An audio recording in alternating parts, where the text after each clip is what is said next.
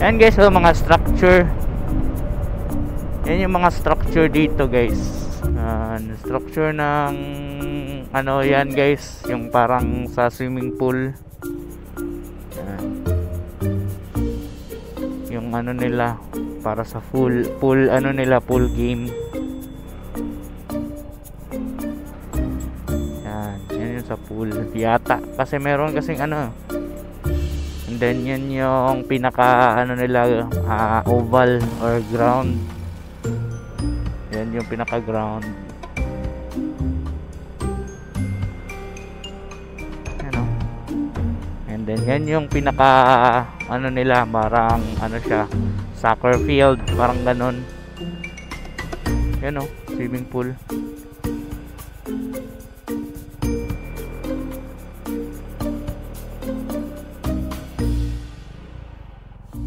Yan yung pinaka soccer field nila. Hindi ko lang alam kung saan papasukin. Yan yung ano, stadium. Then yan yung mga ground sa loob. Hindi ko lang alam kung mapapasok ba guys, no?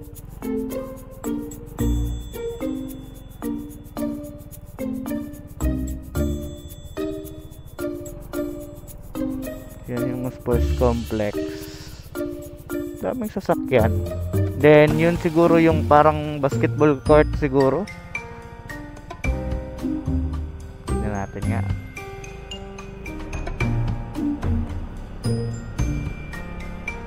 Yan guys, oh, sobrang laki niyan. Yung stadium.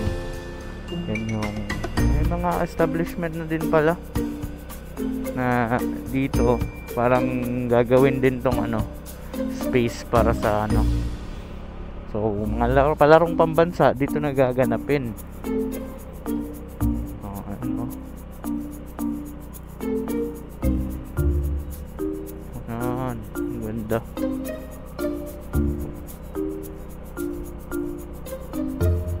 Hindi ko lang alam kung basketball court ba ang nasa loob niyan. Pero parang basketball court nga. Ikutan lang natin guys.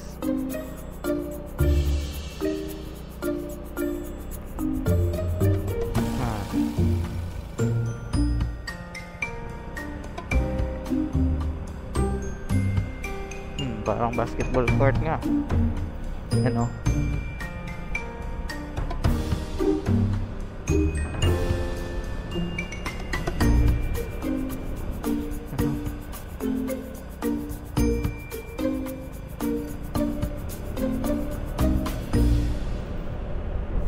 Laki talaga ng stadium nila guys. Isa to sa nakita ko pinakamalaking ano, pinakamalaking sports complex, no? Correct me if I'm wrong, pero parang isa to sa pinakamalaking sports complex sa Davao City. Yan. Try natin next time guys na papasok tayo. Explore natin yung ano na yan. You know, may ano talaga dyan, no? Ground.